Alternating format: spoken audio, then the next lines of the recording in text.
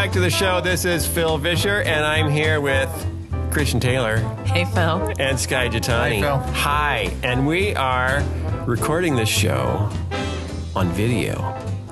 It's a new invention. It's sweeping the nation. It's moving pictures. Wow. Yeah. Now, you are probably listening to us just on audio like you always do, and that's awesome.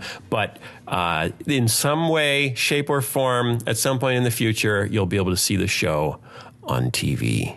That's scary. On your television or your phone or your iPad. Are they going to see Skye put a suction cup to his head, or do we have to behave? We don't have the suction cup. It's on the other side of the room somewhere. We'd have to find the suction cup. We don't know where the suction cup is, so we can't do anything about that.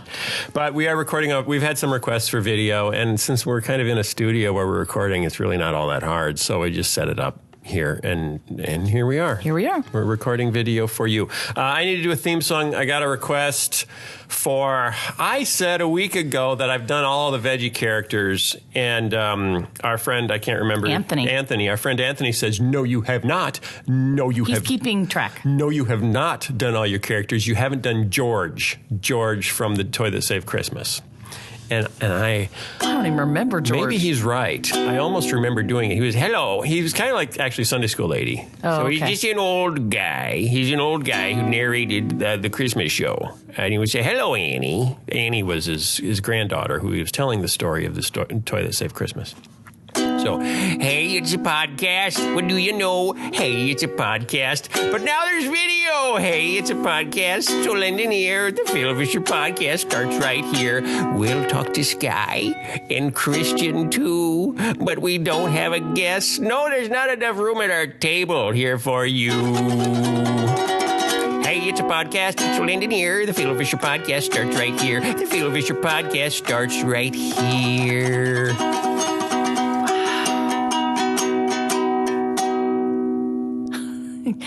You didn't even make a mistake. I did it on video. And you did it on I'm on video. TV now. I have to be more careful. I know, it's amazing. Video it's killed impressive. the We What do you podcast. think? Here's my should have done question. this long ago. If we're videotaping this, and if anyone is listening who has, say, their own Christian TV network or Christian TV station, do you think that they would air this for us, like for free, if we don't even charge them? Like at 3 a.m.? Yeah, like late night TV for insomniac Christians. Is that a sizable demographic? What do they air now? If it's free. There's a lot of like buy this worship CD infomercials. Is it like buy this holy water? No, that's. Well, I have a question. Who watches video podcasts?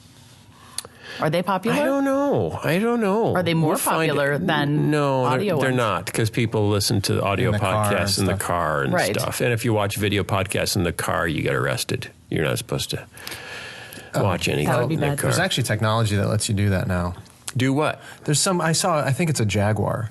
Where you can watch it in the windshield? The video screen, like the GPS and all that, if you're sitting in the passenger seat, you can watch video from it. Oh. But if you're in the driver's seat, you can't see it.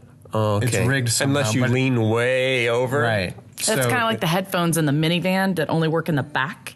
Did you notice that? That the headphones, when you watch the TV, if you bring them in the front, they don't work. Really? Yeah. We don't have that in our That's car. incredibly advanced technology. That's because you're against technology. Now, we got some good feedback from last week's show. Last week's show, we talked about the book Christian. I did a book report. You did. I remember it. Last week was the book report week. Christian Nation, you actually read the book. Mackenzie said, this was my favorite podcast so far. I've listened to it twice. Lots of good stuff to think about. Keep up the good work, guys. Wow. Awesome. Favorite podcast. That's because you went on a rant. Phil's rant. Alex said, the whole podcast, all I could think was Third Reich meets 1984. The book should really be in the science fiction section. And I think that's a valid point. The similarities, particularly between 1984 or Brave New World. You know, it's like this is someone's idea of a dystopian future. There was a book maybe 20 years ago called Fatherland. Did you ever see that? I did not. I heard of that. The same idea, but it was what if the Nazis had won World War II and Europe was it was the Third Reich. Was James Dobson involved? I don't think so, but it's the same idea. It's the what if history had gone this way instead of that way. And so what happened? I didn't read it. Oh.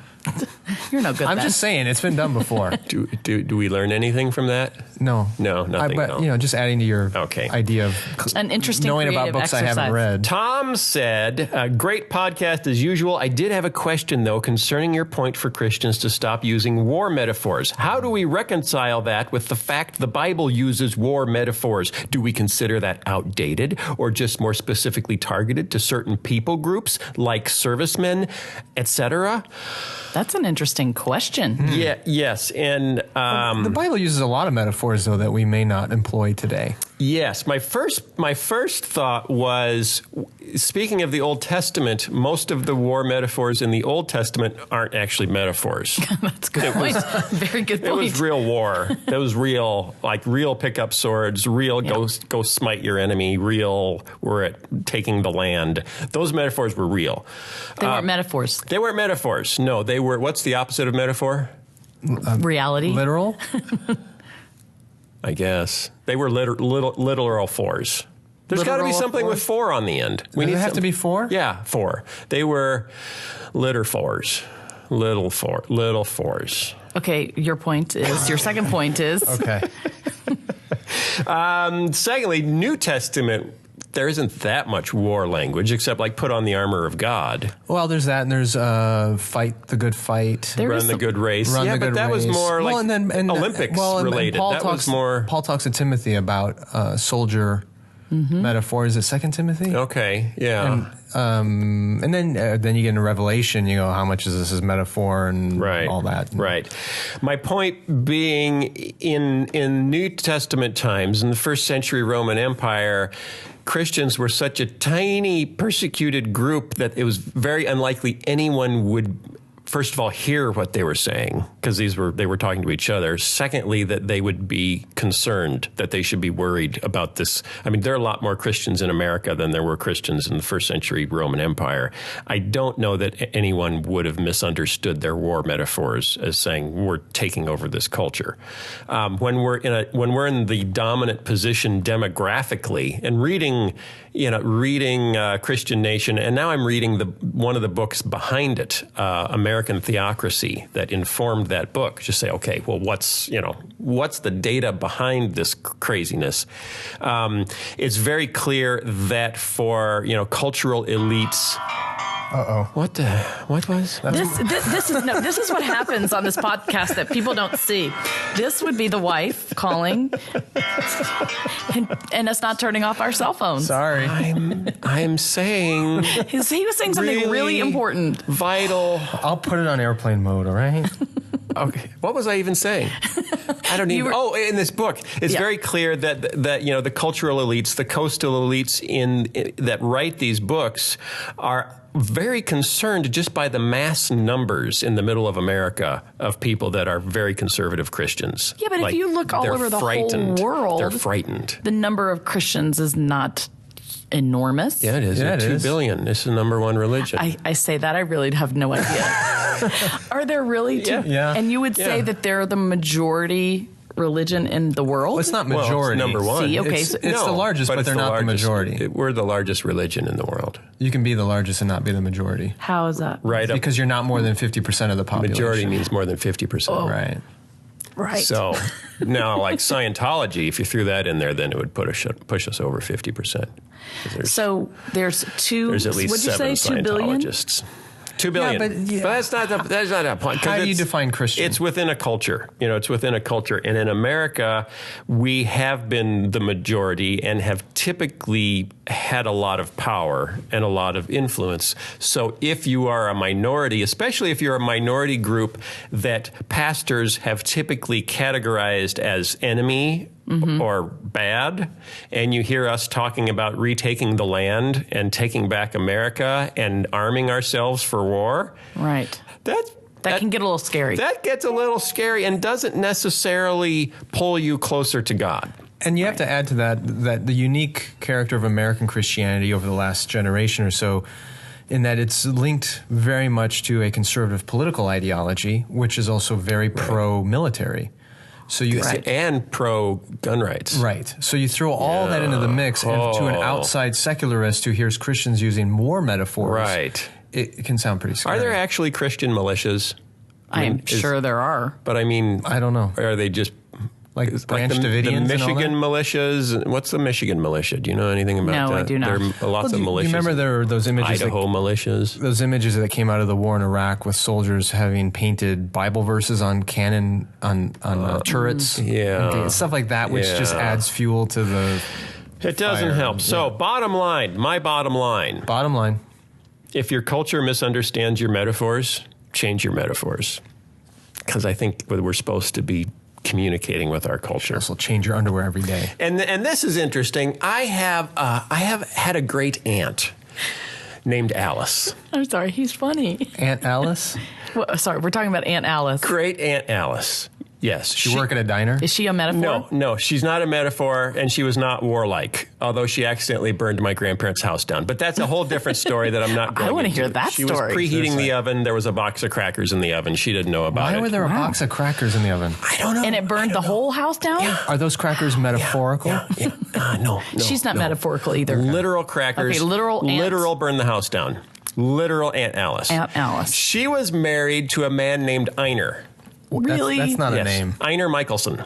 What's Iner? Spell Iner. Iner, I believe. I guessed. Iner Michelson. Iner Michelson was a missionary in the 1930s. He was the first European to enter a whole section of the Dutch West Indies. The Dutch. But if it's the Dutch West Indies, how could he have been the first European? Because they hadn't gone there. I mean, So it wasn't Dutch yet.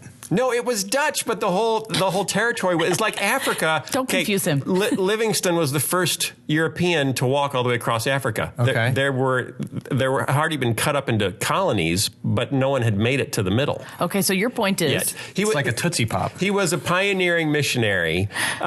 He went and he actually worked with cannibals. He went into a valley full of cannibals where they'd never seen a white person before, and brought them the gospel. The other white meat. This was in the 1930s. Then in the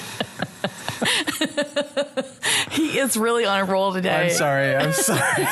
Turn on the cameras and bring out the funny. in the late 1930s, World War II broke out. The Japanese invaded. He had to be evacuated by the Australians and travel through Australia to get back to America to his wife and son. They had 2 more kids. They had 3 kids, 2 little girls. I can't keep track, Phil.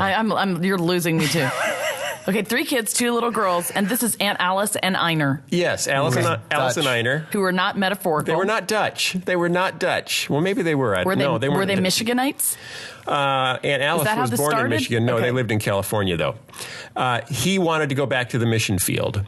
His girls couldn't go, so he basically abandoned his family and went back to the mission field for years at a time and never saw his kids. Then wanted his wife to come over, my Aunt Alice, to be with him, but they couldn't bring the girls, so they dropped off their 2 daughters. One was in junior high, one was in high school, with my grandfather in Michigan, and basically said, "These are your new parents. Oh, my word. They will raise you." So we can go on the mission field. Because God is calling us to the people of the cannibals. Urian Jaya. Yeah. It really messed up those kids. And none of us in the family could really ever understand why did they think that was okay, until I read he wrote a very short autobiography called God Can. That's the name of Iner Michelson's autobiography. He's also in another book called Cannibal Valley, about the opening up of that valley. Is that a cookbook? Sorry. Are you just sitting over there like waiting? He throws them. I hit him. What are you going to do? So I was trying to figure out why did he think it was okay to just walk away from his kids to go? Which seems like, quite frankly, that he's not really listening to God, because God would call you to your family first. Except Abraham, who he called to sacrifice his son on a mountaintop. But he that's a took it good back. point. That was his point? It was a bluff. It was a test. It was a test. For God and Abraham, not for Iner. It was a test. Okay, we should. The angel, as Iner was walking away, the angel said, "Hey, wait, that was a test." And Iner said, "I can't hear you. I can't hear you, you fluffy man with wings."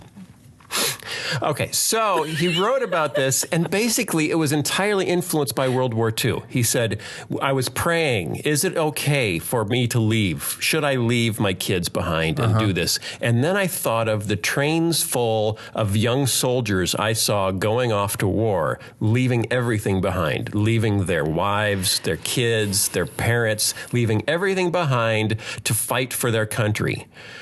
Am I willing to do any less for my king? Here's where his metaphor breaks down, or his...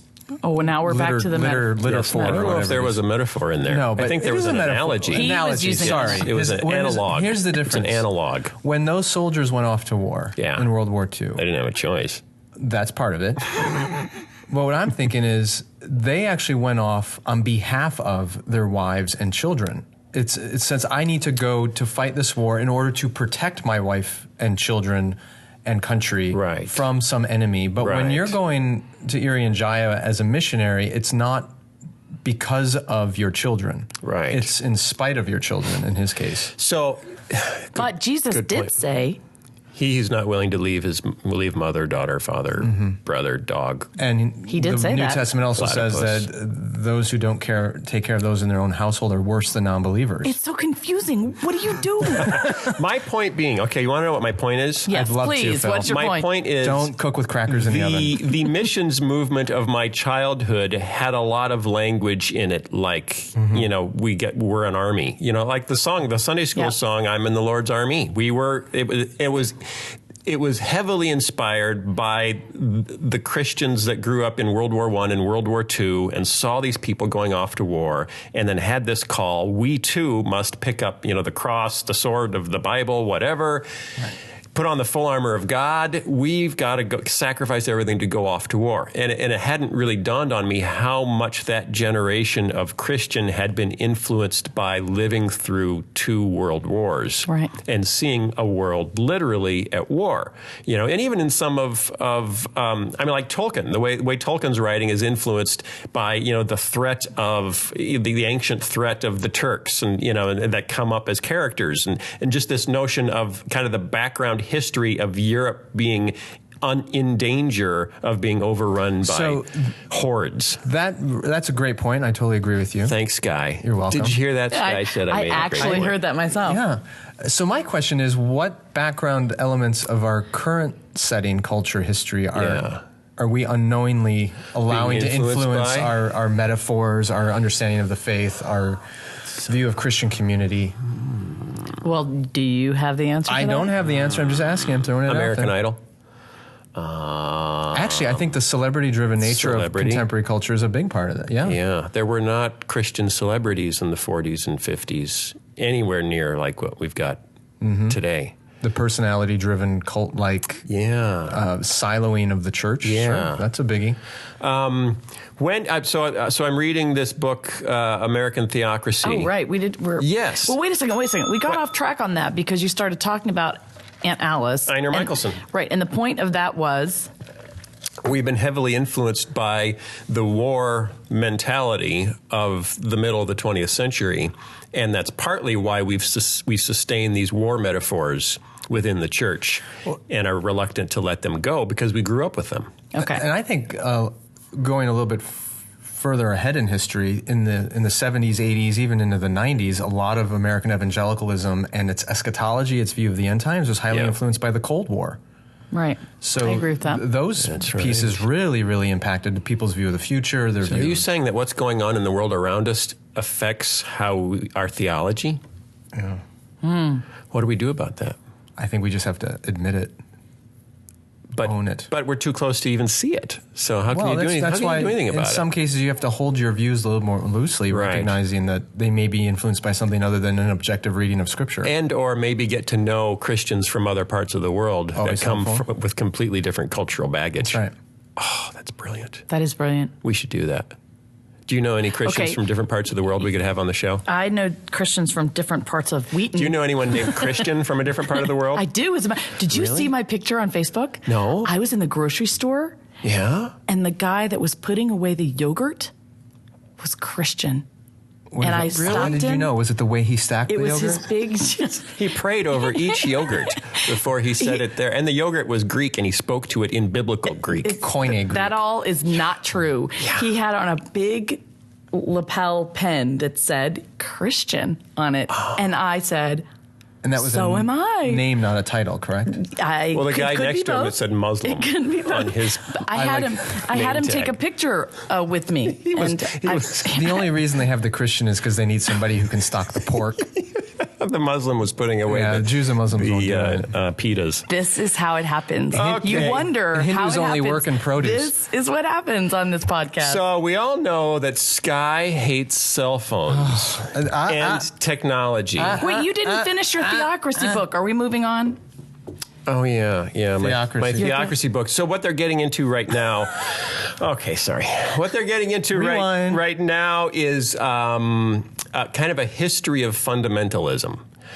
The world is very concerned about fundamentalism. I don't know if you've As it should be. Last night, as we're recording this, Richard Dawkins was on...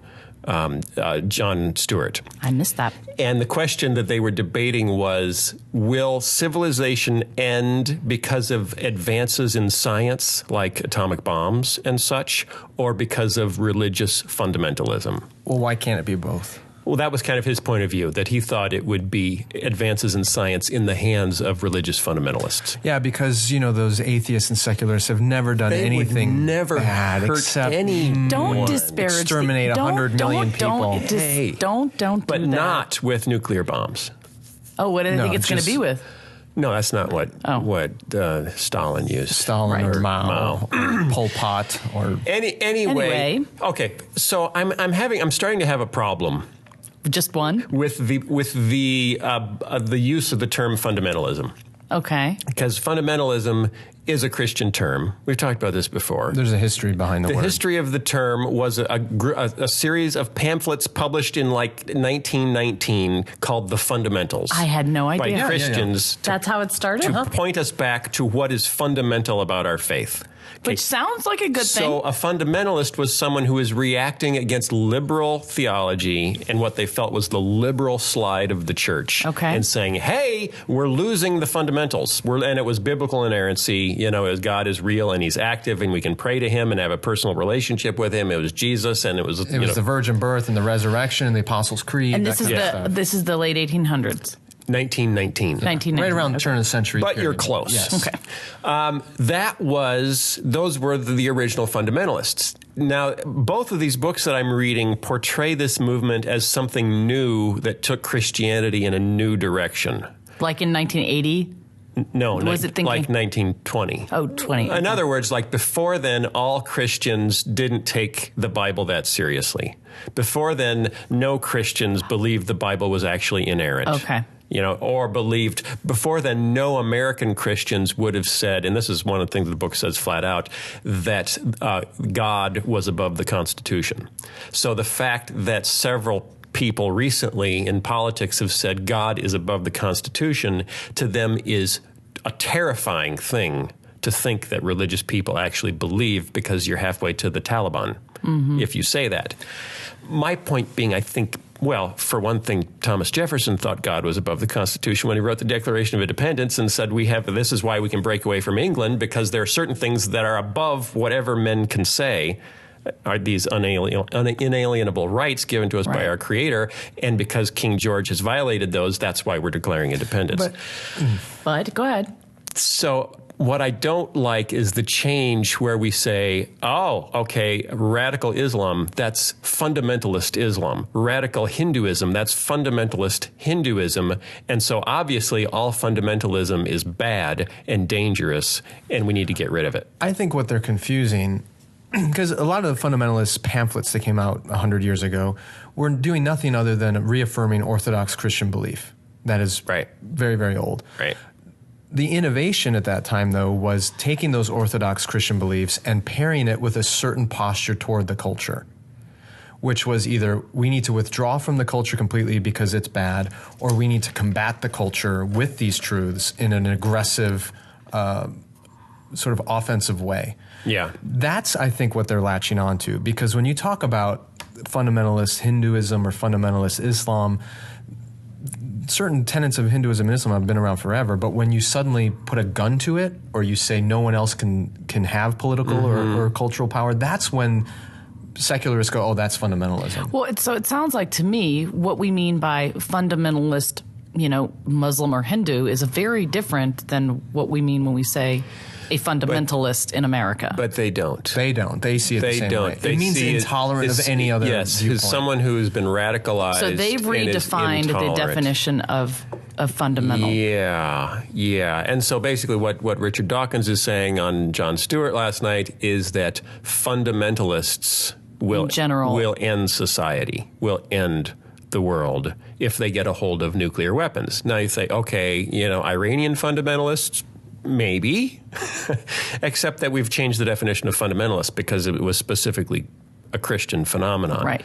And that allows very conveniently, therefore, to say anyone who puts the law of God above civil law, or who puts revealed truth, and this is the other big thing they hit on, who puts revealed truth above reason is dangerous, like an Iranian radical. And we need to watch out for them. And that's where you get the book Christian Nation, is the notion, is by colluding all of those, that a Christian, a radicalized Christian is the same as a radicalized, Muslim or a radicalized Hindu. They will kill you to get their law as the law of the land. And I just haven't met any of those Christians. But if you use the term fundamentalist and don't specify what belief system you're talking about adhering to the fundamentals of, it's very easy to paint everyone with the same brush. I agree. See my point? I totally see your point, yeah. I do too. Okay. So I feel like we need, even within Christianity, fundamentalist kind of has a bad name. Well, it does now. And part of it's earned. Yeah, I guess. Well, because what's the difference between fundamentalist and evangelical? I'm saying evangelical because you say evangelical. I usually say evangelical, but you like evangelical. I do like evangelical. I'm trying to butter, in a ping pong I'm trying to butter you up. So let's do more history. Early 20th century, you had liberal Christianity coming along that's saying Bible's not really inerrant, Jesus didn't rise from the dead, all these other things. The reaction to that liberal Christianity is fundamentalism. We're going to adhere to the fundamentals of the faith, and we're going to withdraw completely from culture. So those were the sort of two poles that were going on in the early 20th century. Polish people? No. Two Polish people? Were they fundamental? You're interrupting. Sorry. Go on. Go ahead. He's doing what I do. I know. Just press tit on. for tat. I get just press on. Eye for an eye. So then by mid-20th century, some folks started coming along going, you know what? These two options are not the only two options. There's a third option. The third way. The third way, which people like Billy Graham and Carl Henry and Ockenga and some others came along and said there's this third way. They called it neo-evangelicalism. And it's orthodox in its Christian beliefs, meaning it agrees with the fundamentalists in a lot of the tenets, historical truths of Christianity, the inerrancy of Scripture, things like that. But rather than combating culture or withdrawing from culture, it said we need to engage culture in a generative and positive way. So that became a new vision, which is what led to the foundation of, say, Christianity Today. Magazine. Where Skye works. Yes, which I have. Which was started by Billy Graham and Carl Henry. Since we're on video, look at this. This is the brand new, redesigned. Can you get a close-up of that? Can we get a, on camera 4? Can we get a... No close-up. There it is. Oh, yeah, on film. Okay, so anyway. That's beautiful. Did you do that redesign? No, I had nothing to do with it. Is that you, Skye? I honestly had nothing to do with it. But my colleagues did, and they did a great job. From wireless mics to pastors and ripped jeans, we conceal it. That's not what we're talking about. Yeah, we'll talk to Andy about that some other time. But the point was evangelicalism represented this third way, which was orthodox in faith but culturally engaged. What's ironic is... Which turned into mega churches. Well, it was a very, very small minority at first, but folks like Graham and others began to coalesce more and more attention. So by the time you get to the 70s and 80s, evangelicalism had grown so broadly that now I think we're back to where we were 100 years ago, where within this group that may identify as evangelical, you have neo-fundamentalists and you have neo-liberals again, and no one really uses the identity of evangelical anymore because no one knows what you mean by it. When the media uses the word, they usually mean fundamentalist. Right. So it's won the battle, but now it's so broad that no one knows and what it's it means. allowed, in the book, The Christian Nation, at some points they say evangelical fundamentalists. At other points, they just say evangelical or fundamentalists. But the thing is that they then use Gallup data, and they use Barna data, and say there's 70 million people who self-identify as evangelical. Yeah. That means they're all fundamentalists, and they want to take over America. Which is insane. It's a big leap. Yeah. It's crazy. Well, crazy. uh-oh. I took my drink over. Drink down. Okay. See, now You can't I've do that lost on my video. thought. I foiled the fet. Oh, no. I foiled the fet. Where's You soiled the set? Yes. Gross. I'm okay. So a couple years ago, it was This episode of the Phil Vischer Podcast was brought to you by Qdoba. No, it isn't. No, but we would like Qdoba. If you're watching, could you support us? And then I'll drink this even more happily. Right now I'm drinking Isn't it. Qdoba the Spanish name for Qbert? Where were we? So, Evangelical. 2008. 2008. There was this document created by a bunch of great folks, including Os Guinness, I think, was a part of Yes. this, David Neff, others, called the Evangelical Manifesto. I called it the Evangelical Manifesto. But Evangelical, that's okay. even I tomato, called it nothing tomato. because I didn't know about it. Go ahead. And it's still online. You can go look it up and read it. It's a really good document. And it was written in 1980? 2008. 2008. I'm stuck in 1980 today. You said that. I know. During the Sorry. during the Wasn't presidential listening. election, there was this effort to sort of reaffirm what do evangelicals stand for and believe, and clarify. It was a very, very well done document. But what was interesting to me, I think it's 8 pages roughly.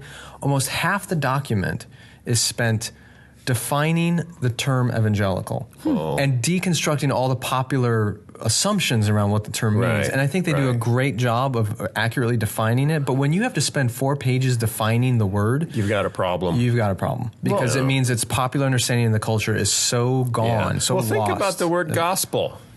And how many pages would it take to clarify how many different definitions there are of gospel? Yeah. What does that... We're not good. Are we not good with language? I think it gets over. What's the problem? We aren't good with language.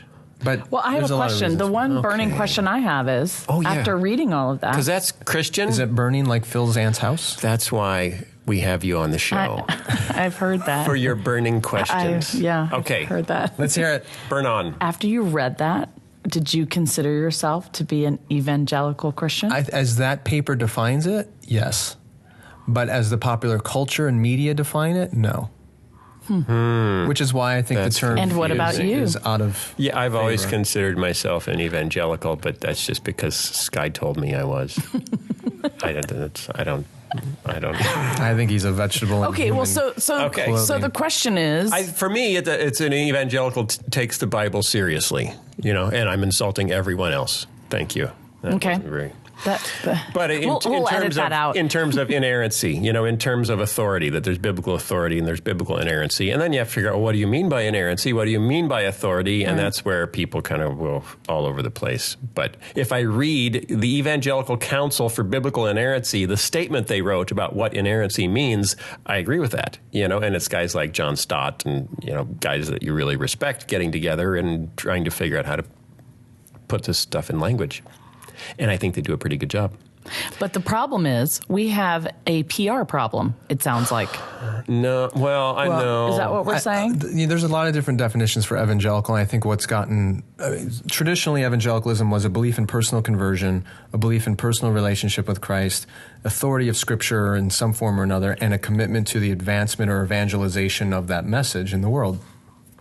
What has happened is people have taken those 4 pieces and they may agree on it, but then they add a bunch of other things. So for some people, if you're a Democrat, you can't be an evangelical.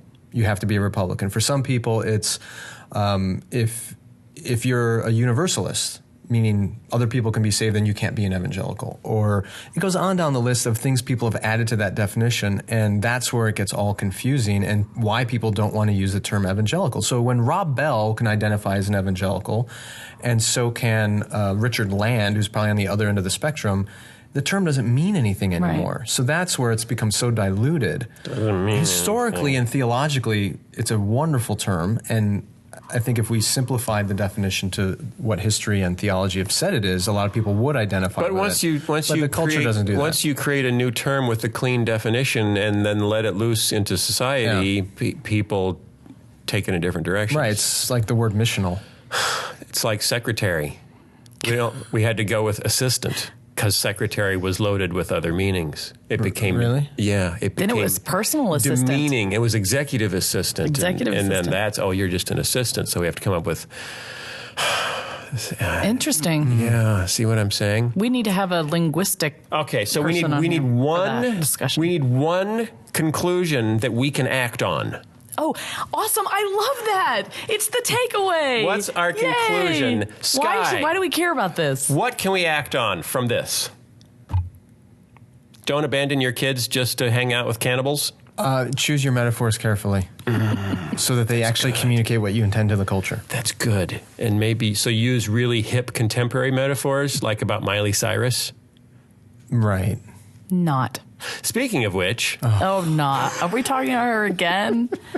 Phil. Well, she released her new video where she's swinging around naked on a wrecking ball. Did you see that? Is that a I metaphor? actually did hear about this. It's not a metaphor, and it is. It actually all happened. at the same time. And the story gets worse. 9 million views in the first day. How many were yours? Hey! I haven't seen it. I object to that. And then she was interviewed again about her MTV performance and said, it could have been a lot worse. I could have done a lot more. But I thought that's what the Music Video Awards are supposed to be about. It's like making history. So it occurred to me that she's actually really just playing the role she feels that culture has called her to play in the narrative that we have given to our kids. Right. Of, okay, you have celebrity and you're female, you use it sexually to try to get attention by shocking people. That's the narrative we've crafted, and she just walked into it. She's playing the role. And now she's looking around saying, what? Just like that. What? I could have done worse. Yeah. Why are we giving more airtime to this? I'm not. I'm Let's move moving on. We Thank were you. going to ask him, you said to him before I interrupted you, I didn't say to him, I said about him. that he has a problem let's keep with it straight. technology. Yeah, Skye hates any kind of telephone or telegraph, and he's not even wild about the Pony Express. And did you hear there that was he's smoking? This is so... Something to... See, I have something in my eye, which was not a big deal when we didn't do video. I think it's a log. Oh, that's awesome. That is so... You are really on a roll today. You and your pastor it. humor. Yeah. Well, it turns out Louis C.K. agrees with Skye. Can you believe it? Wow, who would have thunk it? Louis C.K., one of my favorite, but one of the most foul-mouthed comedians in the world. He's your favorite? He's one of my favorite comedians because he's such a deep... That's an endorsement from the creator of VeggieTales. That's interesting. I know, but he's a guy where I love how he thinks, but I can't stomach I describe a lot of what he Louis says. C.K. as a diamond wrapped in a turd. That's beautiful. That's pretty accurate. You got to cut through all that garbage. So he was on Conan, and he had something to say about cell phones that Skye really likes, so we're going to listen to it. This is a big issue with kids and raising kids, especially the kids you have, because I have kids of similar ages, is they all want the phones with the apps, and we don't let them have that stuff, but it's a problem. Like, I just don't let them have it. Yeah, it's easy. You just say, no, you can't have it. It's bad for you, but I don't care what you want. It's not even I love I don't care what you want. Don't care what you want. I'm not there to make them happy.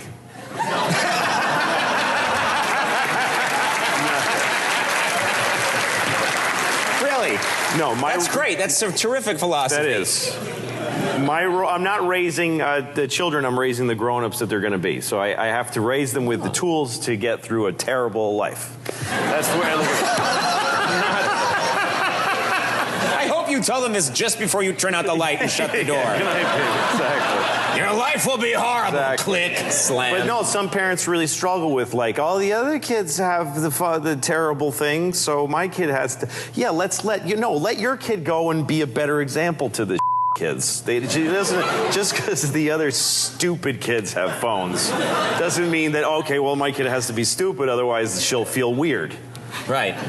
I think these things are toxic. I don't, especially for kids. It's just this thing. It's bad, and they don't look at people when they talk to them, and they don't build the empathy. Kids are mean, and it's because they're trying it out. They look at a kid and they go, "You're fat." And then they see the kid's face scrunch up and they go, ooh, that doesn't feel good to make a person do that. Right. But they got to start with doing the mean thing. But when they write you're fat, then they just go, that was fun. I like that. That tasted good. Yeah, exactly. The thing is, you need to build an ability to just be yourself and not be doing something. That's what the phones are taking away. Yes. Is the ability to just sit there. Like this. That's being a person, right? Yes. No one can, you gotta check.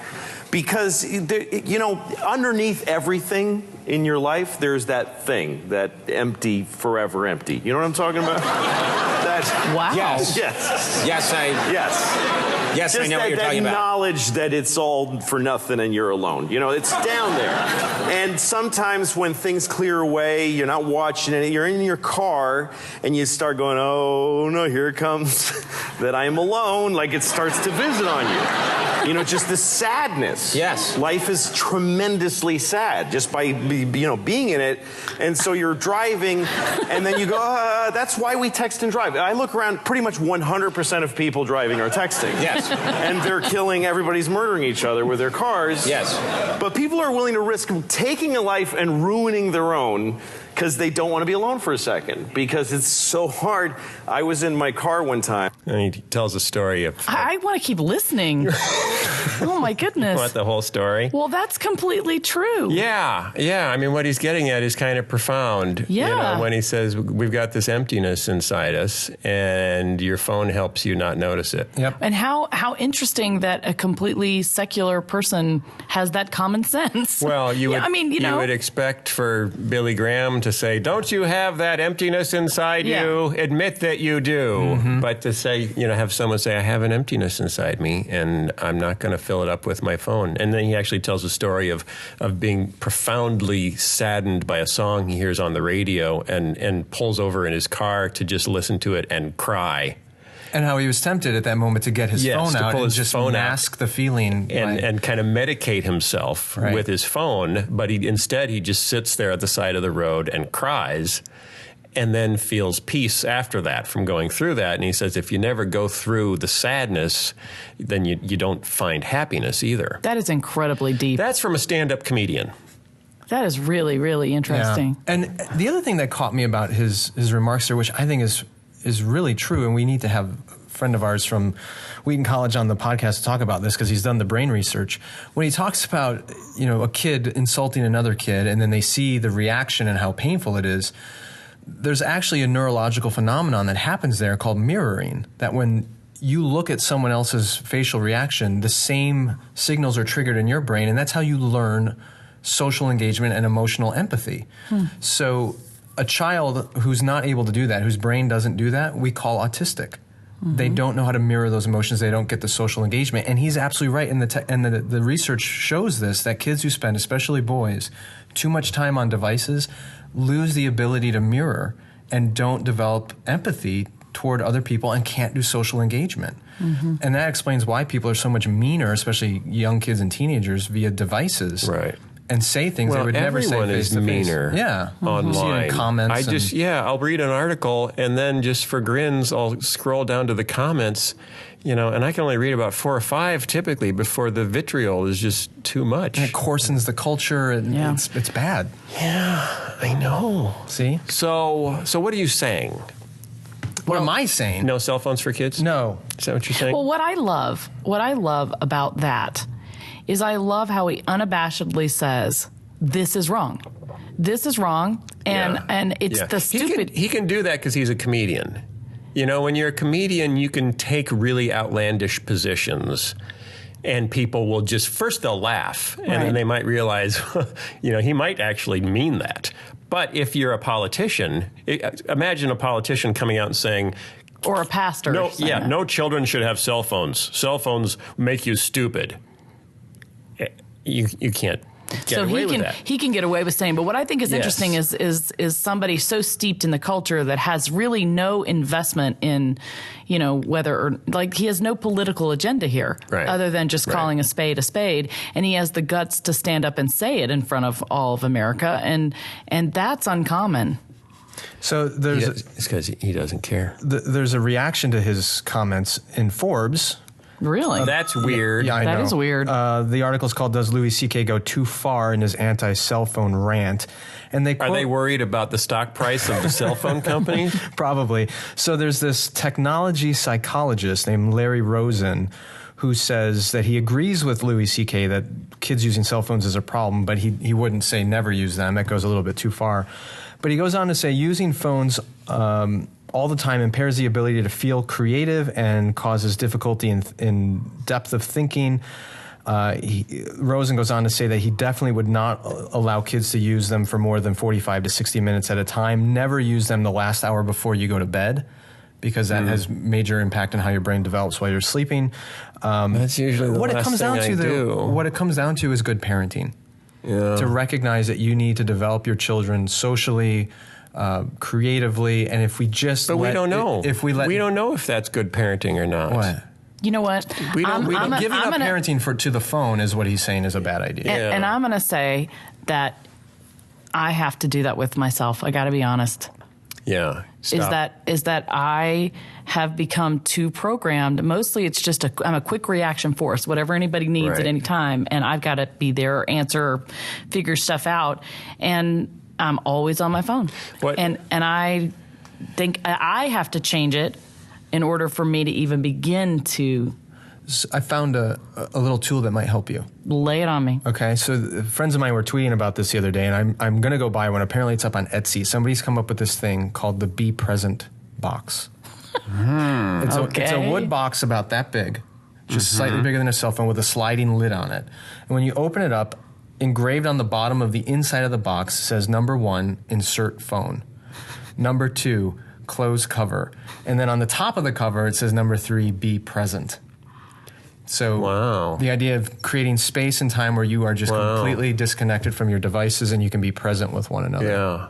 So I like this movement. It feels good. I think they're $60 a piece. Well, I think we could probably make our own. I'm sure you relatively easily. What I really find interesting in that, because I had the saying for my kids, they would be complaining about something I wasn't letting them do or have, and I'd say, my job is not to make you happy, it's to make you healthy. I'm not here to make you happy, I'm here to make you healthy. And that annoyed them, but it was effective and it was my position. That's basically what Louis said. It says, I'm not here to make you happy. What amazes me is the reaction of the audience and of Conan to say, what? I didn't hear that. Oh, yeah. At the beginning, Conan just stares at him and says, why did you say that? And the audience just cracks up. It's like, did he just say he's not here to make his kids happy? That's funny. Yeah. What a terrible parent he is. How did we get so messed up in what our job is as parents? Well, I don't know why the audience laughed so much, but I think because they thought it was funny. A generation or two ago, everyone would have just said, "Yeah, of course." Yeah, I know. That's right. I know. And now, and then the '60s happened. And now I don't know what. Well, it's really the becomes 70s. A joke. It's the 70s. Yeah. I blame pot. Pol Pot? Because now everybody needs to be happy. Yeah. When did we start expecting that life would make us happy? I think it's after Bobby McFerrin. We redid that song with vegetables. You did? Yeah. How did they do it? Here's a little song I wrote. I hope you'll learn it note for note. Don't worry. You got the rights to do that? You can cover any song you want. You don't have to ask permission to cover a song. Yeah, they'll get, whoever wrote it will get the writer's share of sales. But you can, so we've done a 70s album, we did an 80s album, we did a country album. And you did a Bobby McFerrin I don't know which album that was, whether it was the Happy Acoustic or the Happy a cappella album. Actually bought this stuff? Yeah, a bunch of veggies singing. Woo! It was Jimmy in the back. And how many of those veggie voices were you? A lot of them. Most all of them, right? So why is it the 70s, Christian? Yeah, why 70s, Christian?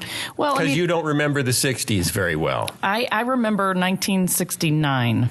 Okay. But I think, in the 60s, everybody was just really trying to break out, rebel, establish who they were. Yeah. And it was really in the 70s where we really started being happy. What was the we started being happy? I was not happy in the 70s. I was very happy in the 70s. No, because that's when all the parents said, why would I be in an unhappy marriage? I'm out of here. And my dad walked out, and everyone I knew, their dads walked out, and we were all left with single moms who were going, this is not what I signed up for. And it was it the miserable. pursuit of happiness? happiness in the 70s? Yes, it was. I guess. Was it the self-esteem movement? Yes. Of the 70s. It was I'm okay, you're okay. Yes. It was looking out for number one. Yeah. That was the book that had a huge influence in the early 1970s. Looking out for number one. Are you looking out for yourself? Yeah. You need to make yourself And before happy. that, it was Betty Friedan's The Feminine Mystique. That kind of started it. That in the really 60s. impacted me in fourth grade. I wrote a book report. It impacted on a lot of women mystique. and then impacted families. Wow. I feel so out of this Are we out of time? conversation. We're out of time. Really? Why do you feel left out? Oh, because you weren't there. I was born in 1976. You're a Yankee Doodle baby. Do you remember the bicentennial? I stood in a line with my little bicentennial outfit on and sang, I'm a Yankee Doodle dandy. No, that must have been the cutest thing. I was adorable. You were 10. I was 10. So were you. I too was 10. What did you do that day? I just remember everyone painting all the fire hydrants red, white, and blue. There were red, white, and blue fire hydrants all over Muscatine, Iowa. It was Go weird. figure. And the red was and you ketchup. were not even alive. I was born in March, so I was a few months old at the A bicentennial. wee little sapling. When were you born? March 1976. Oh, okay. You know, our camera guy is laughing over there, so I think he's enjoyed our podcast. La, la, la, la, la, la. Yeah, we have a camera guy now. It is so And he isn't just a exciting camera guy. to have. He's felt actually the evil. director of the show. Fridays, he's a camera gal. He also is the guy that gets our podcast up on Talking there. about for us. gender this week? No, I Where'd don't that think so, come but from? we'll do that. What did we talk about? I can't even recall. Metaphors. Metaphors, what are they for? Warlike metaphors sound like war, and they make the secularists nervous. And we act like we're in the service, and we're gonna bomb everyone who doesn't believe in the love of God like we do. So let's all switch our metaphors and make them a little friendly or more, so that we have metaphors about puppies and kittens on the internet, and metaphors about sweaters that keep you warm when you forget to bring a jacket on a nice day to your anti-abortion rally in Washington, D.C. See you next time.